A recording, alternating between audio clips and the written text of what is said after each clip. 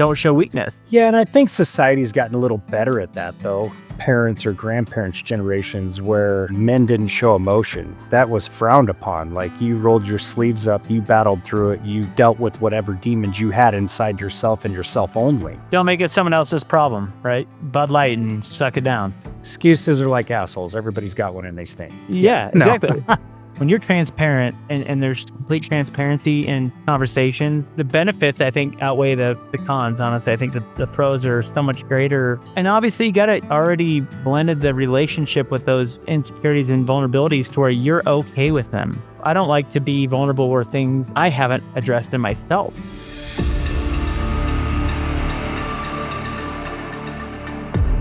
Hey, everybody. Welcome back to Never in Reverse podcast. I'm your host, Jeremy Axel. Co-host Doug Cox. What's going on, Doug? Nah, not much. Same old stuff. Flowing and going. How about Stuff, you? buddy? You're in. Yeah. Are you breathing? Trying right now. It's been a long day. That's what do you say? What's your Woosah. zen? Your zen. Get your zen right. Yeah. I really don't. I guess it's like get your mind right somehow, but I don't know a whole lot about, well, different zens. You go through those like no. Oh gosh. Man, we're diving into the new year. What a awesome time, man. I don't know how it's been transitioning for you, but I always get excited about these. The opening of a new year for me is just so. I don't overdo it. I think it's kind of like you got to walk. You got to walk the year before to get into the next year. So you don't want to use that as a 2-week crutch and then quit your new habits or whatever you want to do. But I just think it's such a. We at the end of the year for us, we always got it's family and all these things going on year end and closing up all the books and all that stuff. And it's like, man, you get a breather and we did so much last year as a team that it was a lot. Now kind of put us in position for this next year and things to get excited about, and new year, new clean slate, fresh start, kind of like a reset almost. But I kind of figured that out because you're still breathing like it was last year. I'm like, it just started, Doug. Oh man, I don't know what I think a lot of it's just, the last 2 days have been, I say that, but shoot, even over the holidays. I mean, it didn't quit. It didn't quit. It didn't. I mean, there was a little bit of reprieve in there, but I was hoping, to have some time in those 2 weeks to just get better organized, and I didn't have that chance. We have 2 core weeks every year, and we didn't get one finger on it. I don't think we got our pulse on anything when it comes around data management cleanup and things we try to tackle. It's been an interesting, I think it's going to be a fun year, but we also have to be okay with just slowing down a little bit and being delicate. That's something that you and I've talked about, like, during the holiday, going back to the holiday, did you, I've been going through a lot of things in my personal discovery, and I'm trying to open up and have a more detailed connection to my family and with my wife and my kids. And, that topic opens up the topic of vulnerability and what that means and where, did you, that topic, what does that, when you hear that word, what does that mean to you? Vulnerability. Yeah. Gosh, it's kind of another kind of a broad topic, being vulnerable, I guess, taking, constructive criticism and, engaging in that and where you find it meaningful. If somebody's giving, and I mean, they may not always be right, somebody else's perspective, but to be vulnerable for growth or to see maybe if you're doing something wrong that you can improve upon, that's being vulnerable to, I think, in enhancement, improvement, but I guess that's kind of my thoughts and feelings around it. What about you? Oh man, vulnerability. I think there's a lot of strength in vulnerability. A lot of our society's told, the men and masculinity that you're vulnerable, you're weak.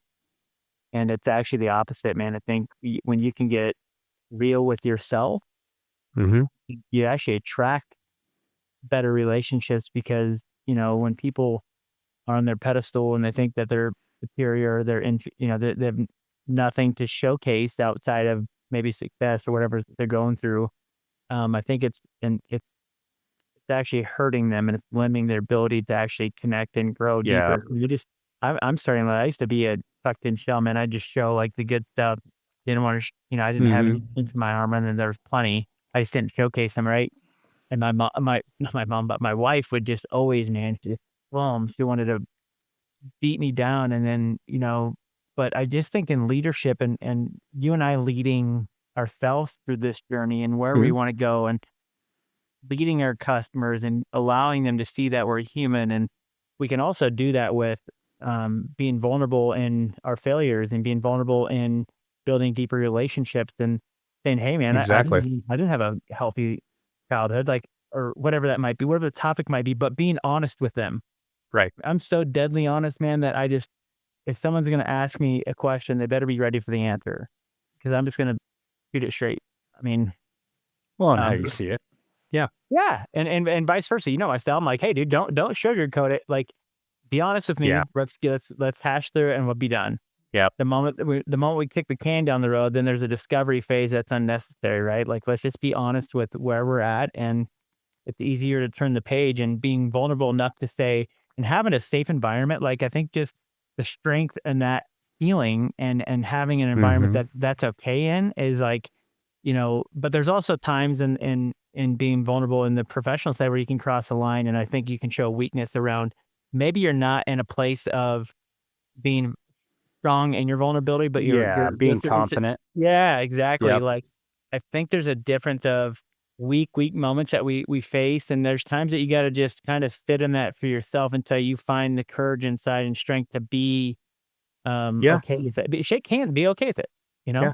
Yep. Be vulnerable in that moment, and I think there's times that I've crossed the line where in my growing up, I remember, like, when I was dating girls and all this stuff, I wasn't very emotionally mature inside, and I remember I'd go to my aunt and just be like, "Man," I just would reach out to her because she was a safe communicator with me, and I look back now and I'm like, "Man, that was weak." Like, I wasn't strong enough internally to, be with that person or, you know But what I some mean? of it's maturity, Yeah. it's life's lessons, it's not just yeah, it's and I mean, I've got, some examples like that too, but I think well, you're still maturing, I'm pretty much matured, but, Well, yeah, when you hit yeah, 60, I pray to God.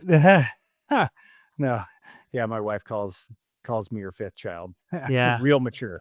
yeah. But no, it's those life lessons you go through that you look back on, and then, Mhm. when you have a true and meaningful, valuable relationship, maybe your spouse, your friends, whatever, but, I think there's a lot of things that lead up to that things you go through in life, right? I mean, it's, experiences that, help shape and mold you and Yeah, and I think I'll tell you what, so I'm in a peer group and, which Doug, but I get Mhm. together once a month with these guys and we do this, there's an exercise that we do probably once a quarter or something like that, but it was just, it's get you on the hot seat, man. You got it, and you got 9 peers around you that are extremely successful on the outside with the similar things on the inside, and, Mhm. what I found is the more the vulnerable that I get, the better trust that I build in this Mhm. ecosystem. Like, it's counterintuitive to what we're truly taught as men, I think. I think we're like, don't show weakness." Yeah, and I think society's gotten a little better at that though. I mean, it's not like it was in, our parents or grandparents' generations where, men didn't show emotion. Yeah, It's like that was frowned upon. Like you rolled your sleeves up, you battled through it, you dealt with whatever demons you had inside yourself and yourself only, yep. Don't make it where someone else's problem, right? no, no. Don't bring that topic up. Grab a Bud Yep. Light and suck it Yeah. down. Yep. I mean, Excuses are like assholes. Everybody's got one and they stink. Yeah. yeah, No. exactly. No, but it's But like, I just think that this, and you and I have shared some deep stories, and I just think, I mean, the more that we are honest with those moments, it's like it's just so much. It's a freeing moment. Honestly, I mhm. feel like you just getting this when you're transparent and there's complete transparency in conversation, or the benefits I think outweigh the cons. Honestly, I think the pros are so much greater for Yeah. that moment. And obviously you gotta have already blended the relationship with those those insecurities and vulnerabilities to where you're okay with them. You can't you can't I don't think there's I feel like for myself, I don't like to be vulnerable or things on things that I haven't addressed in myself because that's not going to be confidently displayed in a way that I can be authentic enough that I'm okay with it. Well, and where do you have a truthful opinion, Yeah. to it? If you still battling things inside, I mean, yeah, it's gonna be hard to come up with an opinion or shape an opinion around that, yeah. I mean, do you feel like you're pretty good on being transparent on that stuff Uh, yeah, in for your the weekends? for the most part, you know, yeah, I've gotten some feedback from, family members. They said you just you're one to never want to let anybody down. Uh-huh. You're always there to listen, you're always there to help, and maybe I'm a little vulnerable in that at times where I maybe, you know, jump into things that I necessarily didn't have to, but um I think you do that here still. I call you out every once in a while. I'm like, dude, you don't gotta carry that way, dude. Like, be yeah, honest with yourself. Like, send it on over. Let's do this together. no, I Like, know, but it's not a control thing. I think it's just like it's like a responsibility. Like it mhm. came to me, it's on me, I own it, I take care of it. But On the other hand, like when you and I've gone through, I can tell. Like, I yeah, know. Be vulnerable, dude. Like, dude, I gotta tap out for a second and help me. Like, yeah, yeah. right? And Like, I'm there's not nothing. real good at that No, that's what I'm sometimes. saying. Oh, you Yeah. never. You're horrible at it. To be honest, Yeah. dude. Yeah. You know what I Yep. mean? Like, you Yep. think you got to carry the weight on your shoulders, and I know what the weight feels like. Like, on a professional side, that's why there's a team. That's Yeah. why we're here doing this together. And it's like, Mhm. we can't be everything to everyone at all times, and you got to be real to yourself first before you can be, I think, real to someone else. And it's like, Right. I can sense that. I'm like, dude, send it over here. We got this. Like, you know what I Yeah. mean? Like, and that's okay. That's not like you didn't fail. It's like it just keeps on coming. I Right. mean, It does. It does. And it's just sometimes I don't know, it's just some of those things are just hard to let go of, But and I've got to do a better job of, recognizing that and seeing those moments where you're in the trap because you can't always be everything to everybody, yep. and you've got to and knowing if you have resources to delegate, Yeah. delegate, I you tell know. you that all the time. You used to try to do everything. I'm like, Doug, stop. I know. But I mean, and you jump in and you've lent a hand, and you can tell, you can sense it when I'm in those Yeah. moments. And it's just, Today's a prime example. yeah. Say yesterday, the day before, every day. Yeah. Oh That's gosh. that's the Lately reason. it's just yeah, it's been Yeah, and I think you gotta be careful because those moments of being, you can be vulnerable, and I think it Mhm. can backfire. And I feel like I've been vulnerable in instances, like I said, growing up before I felt like I'd really understood myself, and that probably took me till my mid-30s, and that's not a joke, man. Where I was like, man, I kind of get Yeah. what my like who I am. Like, I'm still learning how to navigate some of those complexities, but it's like those have backfired at times with me when I was being extremely vulnerable in a weak moment that the internals, man, I couldn't. And I've done that at work, and I've said things that, in my first sales job, I was just, not allowing myself to really understand who I was first before I let that, I wouldn't say, kind of a characteristic, but maybe Mhm. I wouldn't call them flaws because I think it makes you who you are, but you got to really, me, I feel like I'm, I need to be really, really sound in that space before I can openly Right. discuss. Have you ever had time when that backfired for you being vulnerable where you weren't quite ready? Gosh, man, you're catching me off guard here. I can't think of an example. I know there's some. I mean, I'm just a little bit tired today, I guess. But how about you? Yeah, give me an example, and then I'm sure it'll. I'll start it off, man. For backfiring for me, like when being vulnerable, as I've matured for whatever that's worth, I Very feel like little. yeah, exactly, very little. So we're still getting there, but I got 20 years to catch Doug because he's going on 60, so we'll get there. Um, show the head. AARP Here, member. hey, show the hair, Doug. Show the hair. No, no. No, My no, but AARP card? yeah, Yeah. no, but Jerk. I think the thing is when it's really never backfired. If I look back, I think it was just a moment of growth, and the backfiring would be subject to my own interpretation of the response of that person, or their interpretation of what it was like for someone to be open with them. So I don't think it's ever a moment to backfire. I think it's a moment of growth. I think you can just it gives you the ability to truly express your inner self and let someone else be part of that. So No, I mean, there was a time, I was a general manager of a communications company a few years ago, a few years back, and yep. we had this one individual, and it was, and she was an administrative assistant, basically. I mean, she did a lot of order Okay. processing, some of the management of, just circuits and connections. Long story short, but anyway, we were making some changes in our process, and she came unglued because I saw that it was a weak link in our chain that we needed to correct because Okay. of, time and efficiency. So I pulled her aside to have a conversation, and, I opened myself up to her, Mhm. and I was fairly new in this position. I was sales manager prior to that. And in this and making the changes, I just kind of opened myself up to her and just wanted to lay it out there and what we were doing. And she absolutely railroaded me, Yeah. told me I didn't know what I was doing. I don't know how, yeah, I mean, she just, I mean, totally caught me off guard.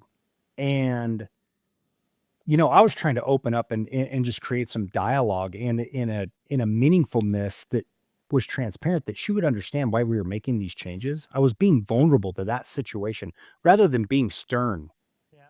and diligent. Oh, did it backfire on me? Yeah. And she came unhinged, threatened to quit, the whole bit. And I walked away from that conversation. I was like, I took the wrong approach in this. I was just trying to open up to her sincerely and why we were making these changes and trying to show her the reasons why. So I had to collect my thoughts, and I came back to her again, and we sat down in my office, and and I told her, I took a different position the second time around. And I told her, I said, give it 90 days and I'll show you. It will work. And ultimately it did, but it was also the personality that I was dealing with too, and once I got to learn and understand that, the way I handled those conversations in those situations was in a much different fashion than maybe some of the others. And it's learning personalities. And when you're in a leadership role and when you're trying to get your points across, I mean, sometimes you need to communicate to people and individuals differently than you would others. Or maybe you Yeah. set the precedent amongst everybody in a manner and have those conversations. But Yeah, and the fear, man, it's challenging. that second time, that leaves you a lot of fear of judgment and what she's gonna assume, and you're just Mhm. trying to help, it leaves you in a position of like, man, this you're walking in basically on the eggshells right now and just hoping that it goes a better way, and, Well, that and it's not always perceived well when you get somebody in a new leadership position and they want to instill change. It's 90% of the time it's met with backlash Oh, yeah. in a lot of organizations. Mhm. Why? Because people see it as a burden on them or Mhm. changes they have to make. Why? So it's typically met with resistance.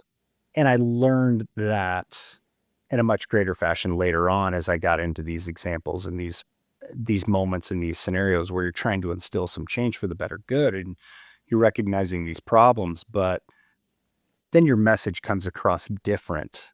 Well, and I think you took that moment to open up, and the second time around, you coulda easily closed off, but you just took a very, A more. very direct and stern and but also I want to show you some proof in the pudding too. Yeah, but you still walk in there with, "Man, this gal is gonna be riding me like a who knows what if this doesn't go right," and Right. do you wanna deal with it at this Mhm. point in time, right? Like, so I think that, you know, the fear and being, when you're vulnerable, man, just judgment is someone gonna interpret me correctly? Mhm. Are they gonna see me as Doug or Jeremy? Are they gonna love me the same? I Mhm. guess that's a fear of mine. Like, are they gonna love me the same? Am I worthy of that? So we're gonna dive into a break and we'll get back to that, the fear of judgment around being vulnerable. But um, thanks, Doug, for taking that time and just sharing a little bit of Well, yeah, experiences just on your end. examples. Yeah, we've all So, got yeah, them. we're gonna dive into a quick break, guys, and we appreciate you guys tuning in, and we'll see you guys here in just Be a little right bit. back. Take care. Bye. Hey, everybody, welcome back to Never in Reverse. Man, thanks for the quick break. But Doug, we dove into you said something in the first part of this episode, and it was around. Oh, great. What was it? Are you half asleep here today or what? My tank's a little empty today. Had a hard time sleeping last night. Oh So yeah, Doug said he got up at 3 a.m. last night, so the squirrels were running. started working at 3. Yeah. It's just, Oh God. and I don't know. It's just the anxiety of things. When I get behind, it's just my mind has a hard time shutting off So you've been sometimes. anxious. He's been anxious for 2 years straight. So I was trying to figure that out. That makes more Oh, sense. shoot. My entire Been life. behind. Yeah. No. No, but Huh. let's dive into that. I mean, around when you said something about your family and just Mhm. the being thoughtful around being vulnerable and how they were taught, right? Like, being able to share true feelings without fear and judgment. Mhm. What is that? You brought that briefly up. What do you feel like in your family? Like, what do you think what that dialogue looked like when you were growing up? Well, I mean, my example is maybe different than most,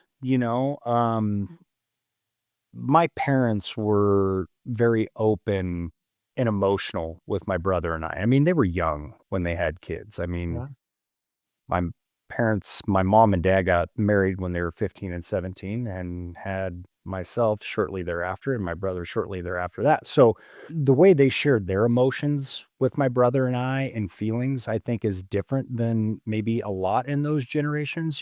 I look at my grandparents and my grandfathers, for example. I mean, they were just kind of that old school, like no tears, roll your sleeves up, dirt Yeah. under your nails, hardworking, own Yep. it, don't talk about it, fix it, that type of mentality. My father, my mom, my stepmom, my stepdad, I mean, they were more open, I think, emotionally with my brother and I, which I think has made it easier for me through those experiences to be more emotional and open to my own kids. Mhm. I mean, shoot, my kids have seen me cry. I mean, they've seen me emotional, and like my daughter, she's struggling trying to get a permit and her driver's permit, and she came home the other day and I remember that age at 15 years old, and you're going to get your permit. It's like you're on the gateway to freedom, right? Who's Like, 15? yeah, Dude, yeah, that's yeah. crazy. Don't blink, bud. It goes by fast. Wow. Yeah. But, she came home. She was real emotional, really disappointed. And I got home from work. I went in and just gave her a big hug, and she was crying. And I'm like, hey, look, I get it. It's disappointing, but you'll get there. Just don't give up. Keep trying. And she knew she could be emotional with me. Yep. I've been emotional with her. So she knows that she can come to me when she's feeling this way. Pure emotion, if you can share feelings, dude, and you can resolve conflict, I think it's such a beautiful thing if you actually do it and that you're actually Hmm. sincere around it. You're not just trying to do it. Don't make your problem mine. Yeah, not Yeah. or that, or you just not you're not people can tell if you're genuinely connected Hmm. to the moment Yeah. and you're just doing it because you know you have to. Because I've had those moments, right? You're just like, man, I know I need to do this, and you just do it, but you're not actually doing it. You're not engaged in it. It's like I'm Yeah. just doing it to get through it. Yeah, your wife's looking, you're like, "Man, I gotta get this I know, okay, hold on 1 second," and you're right in the middle of something or, Yeah. it's I would say that it's kind of an inconvenient of a moment, right? Either way, and that but it's also like you can share that moment with your daughter or that person, and you can resolve a Hmm. lot of conflict that they might be going through, maybe not together, but, if you Yeah. use openness and vulnerability and sharing feelings and where you're at, like, I think you can genuinely create a lot of awareness and conflict resolution quicker. Right. Rather than just burying it inside. I mean, Yeah. it's because I mean, we know people and examples of where people emotionally are just trapped inside and they've got no one to share this with or, Yeah. take this mounting pressure off their shoulders of, the moments or the struggles that they've gone through for support, you know? And I think that's what's changed a lot in our society too. I mean, you hear, in some of these, obviously professional athletes have a much greater stage and a much broader audience, right? But I mean, Kevin Love, basketball player, NBA basketball player, he came out Mhm. about his mental health, here a few Yeah. years ago. And there's been some other athletes and other, call them A-listers, if you will, but ones that have been open about, yeah, you on the outside looking at Or me, you think my life is so perfect. Well, guess what? I got demons inside too, it's not perfect, like, it's a mask, that dopamine released, right? That hit from going to getting a new car. Everyone does it. We all got that out, right? Yeah, yeah. But when you take that away, it's like, it's gonna you're still there the same, Hmm. that instant that When that might be emotional high comes down. Yep. it's that fear of, so to me, it's like, I think there's this really cool thing happening in our society where it's like, man, men are able to get more vulnerable without Hmm. fear of judgment. And I'm starting to realize that, man, if you're getting judged by that person or someone, like, that's not the person you should be around anyways. Or maybe No. they're in the space to be, I wouldn't say on the level of where you're heading, but I am kind of saying that, like, man, maybe they're not where you want to go. Maybe they're gonna, that person, to me, a judgment's gonna pull you back. And that's something that I grew up in a very judgmental family, and the habit that I've been taught. And I told my wife, man, one thing this year for Hmm. me is just to genuinely not judge. And if I do catch myself and, make sure that if it's an internal thought or whatever that I'm facing at the time, just don't judge people, man. You don't have a clue where they're at, that Yeah. they're everyone's steps are totally different no matter what you think they are. Yep. There's situations what they may have gone through of Yeah. That space been a when you're at, challenge. like, you get to chat with your wife or something like that, and you're being vulnerable, and, like, there's no judgment. You know how safe that feeling is and how good that feels as a person where Yep. they're just a sound ear for you, and Yep. you're like, And they're there to catch you. Yeah. "Oh," Yep. that beautiful thing where you can actually just connect, open up, Again, be th vulnerable yeah, be and be vulnerable, open. yeah, Yep. and that person is not judging you, they're with you, and they Right. got you, Yep. and they're doing life together, right? Yep. Like, let's do this life together with people like that so that we can grow. Because Hmm. you start judging people, they're gonna go back and redact, and they're never gonna open up again, and it's not gonna be, you know, no matter what the age is. I see Well, a and if you're few judging them, nobody's going to open up to you. I mean, exactly, because they're going to, they're going to know that, okay, great. This guy's going to criticize me for, you know, so exactly, and judgmental. yeah, Yeah. and I think that,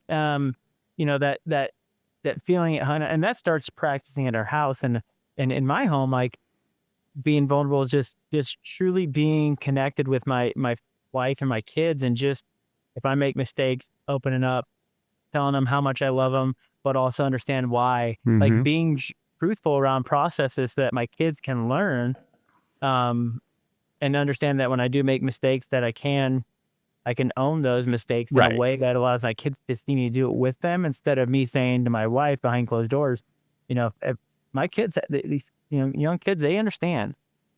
Oh, they're sponges. Yeah.